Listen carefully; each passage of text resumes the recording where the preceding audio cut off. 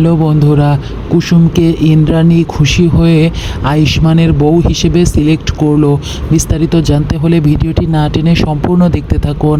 আগামী পর্বে দেখা যাবে যে কুসুম শুনে যায় যে আসলে গুরুদেব কি বলেছে ইন্দ্রাণীকে এবং রাজশেখরকে।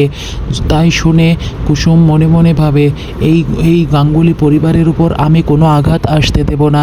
এই গাঙ্গুলি পরিবার আমার পরিবার, এই গাঙ্গুলি পরিবারের প্রতিটা লোক আমার আত্মীয়, আমার নিজের লোক। এটা আমার পরিবার হিসেবে আমি মনে করি এবং দেবী মাকে আমি নিজের মার মতো দেখি এবং ওনাকে আমি সম্মান করি। তাই আমি এই গাঙ্গুলি পরিবারের কোনো ক্ষতি হতে দেব না। ঈশান সাহেব আমাকে অনেক ভালোবাসেন এবং আমিও ঈশান সাহেবকে অনেক সম্মান করি। আমি এই সংসারে কোনো ক্ষতি হতে দেব না এবং ঈশান সাহেবকেও আমি সুস্থ বানিয়ে তুলব এবং ঈশান সাহেবের কোনো ক্ষতি যেন না হয় বা কোনো সমস্যা যেন না হয় সেদিকটা দেখার দায়িত্ব আমি নেব। তারপর দেখা যায় যে গুরুদেব যা যা বলে সব কিছু বাইরের দরজা থেকে শুনে ফেলে কুসুম এবং কুসুম মনে মনে ভাবে আমি তো সবই শুনতে পেলাম, এখন কি করা যায়। তখন মনে মনে ভাবে আমাকে যাই হোক কিছু করে এই গাঙ্গুলি পরিবারে আবার সুখ শান্তি ফিরিয়ে আনতে হবে।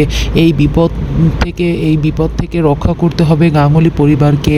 তখন ইন্দ্রাণী কুসুমকে দেখে ফেলে আর বলে, কুসুম তুমি ওখানে দাঁড়িয়ে কি করছো?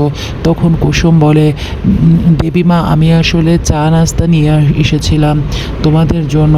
তখন দেবীমা অর্থাৎ ইন্দ্রাণী বলে যে আচ্ছা ভেতরে এসো, এসে দিয়ে তুমি চলে যাও। তারপর যখন চলে যেতে লাগে তখন কুসুম বাকি সব কথা শুনে ফেলে এবং কুসুম দেখা যাবে যে কুসুম সব কিছু করে তার অনেক কিছু বুদ্ধি খাটিয়ে সব করার পর ইন্দ্রাণী খুশি হয়ে যায় এবং তাদের গাঙ্গুলি পরিবারের উপর থেকে যত কালো ছাপ অর্থাৎ যত দুঃসময় সব দূর হয়ে যায়। তারপর দেখা যায় যে কুসুমের উপর অনেক খুশি হয়ে যায় ইন্দ্রাণী এবং দেবলীনা মনে মনে ভাবতে থাকে এবারও জিতে গেল কুসুম, এবারও সব জিত এবং সব প্রশংসা কুসুম নিয়ে নিল। আমি কিচ্ছু করতে পারলাম না, এই কাজের মেয়েটার জন্য আমি বারবার ছোট হয়ে যাচ্ছি। তারপর দেখা যায় যে ইন্দ্রাণী কুসুমকে বলে তুমি অনেক আমার উপকার করেছো, তুমি ঈশানের এবং গাঙ্গুলি পরিবারের অনেক উপকার করেছো, যা আমার যেই ঋণ আমি শোধ করতে পারবো না।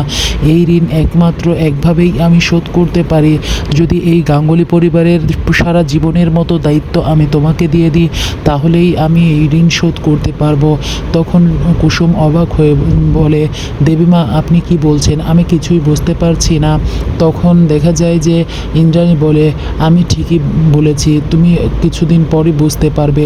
বন্ধুরা, নতুন ধামাকা জানতে আমার চ্যানেলটি সাবস্ক্রাইব করে লাইক শেয়ার কমেন্ট করে পাশে থাকো।